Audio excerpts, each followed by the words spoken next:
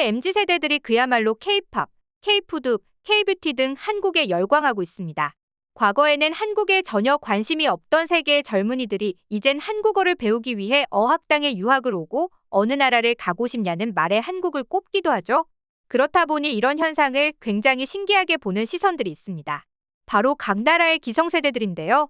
왜냐하면 지금의 기성세대들이 한창 문화에 관심을 가질 나이일 때는 한국이라는 나라가 그다지 유명하지 않았기 때문입니다.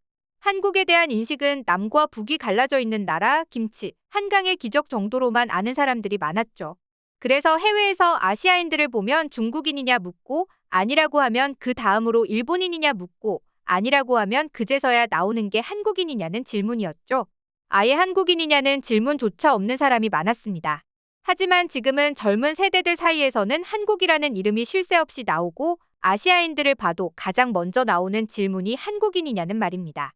그렇다 보니 한국이라는 나라가 이렇게 급부상한 것이 신기하면서도 한편으로는 이해를 못하는 사람들이 많은데요. 그야말로 한국이 우리도 모르는 새 세대 갈등을 일으키는 주범이 되어 있던 것입니다.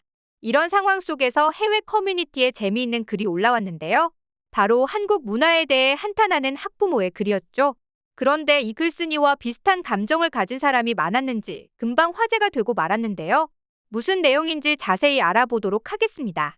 요즘 정말 살맛 안 난다. 눈에 넣어도 아프지 않았던 내 딸에게 사춘기가 왔기 때문이다. 과거에는 반항을 하거나 투정을 부리는 정도였는데 사실 이 정도는 귀엽게 보이기도 했다. 그런데 이제는 사춘기가 온 건지 그냥 내가 싫어진 건지 아예 대화를 안 하려고 한다. 내가 뭘 잘못했는지 자괴감에 빠져 사는 요즘이다. 그런데 나는 금방 문제의 원인을 찾아냈다. 그건 바로 한국. 이 모든 원흉이 한국 때문이었다. 기억을 더듬어 보니 내 딸이 나와 대화를 그만두기 시작한 게 한국 문화에 푹 빠지기 시작하면서부터였다. 과거에는 나랑 이야기하는 걸 가장 재밌어하고 즐거워했던 것 같은데 어느 순간부터 방에 들어가 나오지도 않고 밥을 먹으라고 해도 때를 놓치는 게 빈번해졌다. 그래서 뭘 하나 들여다보니 핸드폰으로 각종 한국 드라마와 영화를 시청하고 있던 게 아니겠는가. 한번 넌지시 물어보니 내 딸은 최신 한국 드라마나 영화뿐만 아니라 이제는 과거에 나온 컨텐츠들도 거슬러서 정주행하고 있는 중이라 한다. 처음에는 얼마 못 가겠지 싶었는데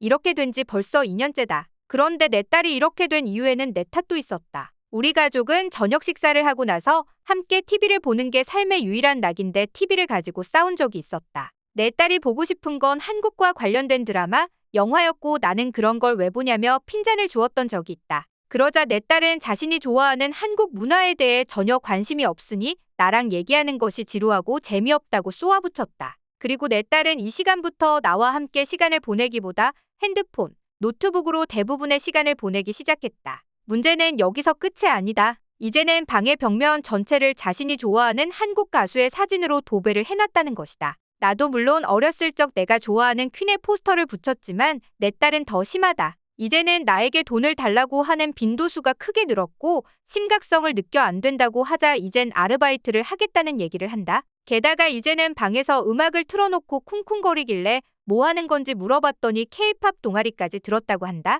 과거부터 너무 들고 싶었는데 정원이 차서 못 들어가던 걸 겨우 들어갔단다. 과거에는 한국의 문화가 마이너하게 느껴졌는데 이런 변화가 참 신기하다. 그러면서 나와 멀어지는 딸의 모습에 한편으로는 눈물도 났다. 그래서 나는 한국이 너무 미워졌다.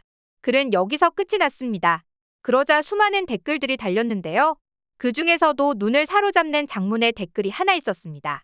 과거에 나와 비슷한 고민을 해서 안타까운 마음의 댓글을 남깁니다. 저도 소름 돋게 똑같았어요. 요새 아이들이 한국이라는 나라에 푹 빠진 것 같더군요. 처음에는 저도 이해를 못했습니다. 그런데 그래도 내 딸과 멀어지기는 죽도록 싫더군요. 그래서 이해하고 함께 즐기기 위해 한국에 대한 모든 걸 섭렵하기 시작했어요. 그런데 웃긴 건 이제는 제가 한국 문화에 더 푹 빠지고 말았어요. 왜 한국을 문화강국이라고 부르는지 잘 알겠더군요. 저는 오히려 우리 아이들이 선정적이고 폭력적인 컨텐츠를 즐기는 것보다 조금 더 건전하고 건강한 한국 문화를 즐기는 것이 낫다고 생각해요. K-팝의 경우에도 잘 들어보면 가사가 너무 예쁘죠? 사랑을 예쁘게 노래하기도 하고 심지어 한국 힙합의 가사마저 미국 초등학생이 작사한 것처럼 건전하더라고요. 그리고 컨텐츠도 마찬가지입니다. 한국의 로맨스는 인간에 대한 사랑을 일깨워주기에 너무 좋아요. 그리고 감정선을 그려내는 것이 부족한 서구권의 영화, 드라마와는 달리 한국의 컨텐츠들은 굉장히 섬세하다는 느낌이에요.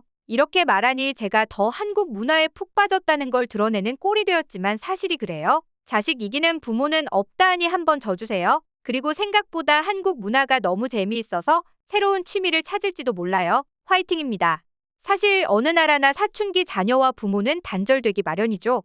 하지만 이를 해소하는 방법은 역시나 자녀가 어떤 것에 관심을 갖고 무슨 노래를 듣는지 관심 가져주는 수밖에 없는데요. 한편으로는 한국이 억울하다는 생각도 듭니다. 그냥 젊은 세대의 사람들은 그 시대에 가장 유명하고 인기 있는 것에 푹 빠지기 마련이니까요. 그리고 지금은 한류가 전 세계를 강타하다 보니 그 대상이 한류가 된 것이지. 만약 다른 것이 유행이었다면 그 대상에 푹 빠졌을지도 모를 일입니다. 하지만 이런 글이 엄청나게 공감을 얻으며 화제가 될 만큼 한류가 트렌드를 이끌고 있다는 것을 보여주는 현상이 아닐까 싶은데요. 그래서 한편으로는 뿌듯한 마음도 듭니다. 이 글에는 여전히 자녀와 회복하는 팁을 알려주는 사람들이나 한류 위상의 급부상에 대해 신기하다고 말하는 등 수많은 댓글이 달리고 있는데요. 그럼 짧게 해외 반응을 소개해드려 보도록 하겠습니다. 와, 요즘은 젊은 애들이 한국 동아리에 들기 위해서 경쟁이 엄청 치열하다고?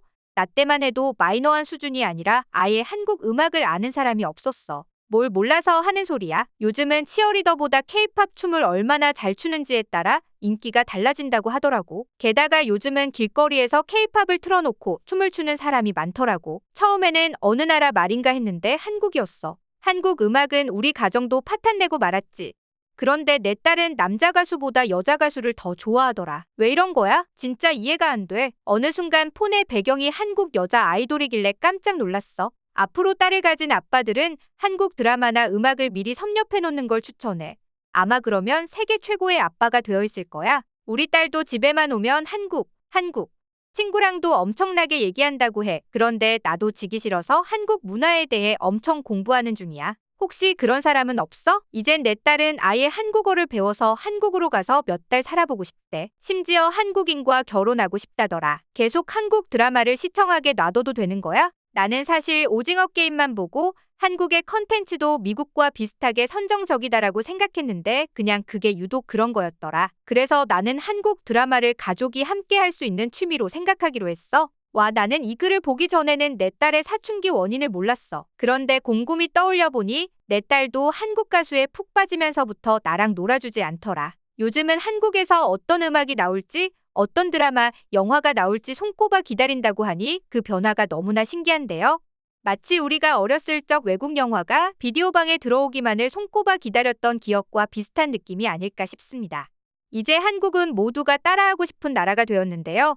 앞으로도 한국의 위상이 더욱 높아지길 바라며 오늘의 영상 마치겠습니다.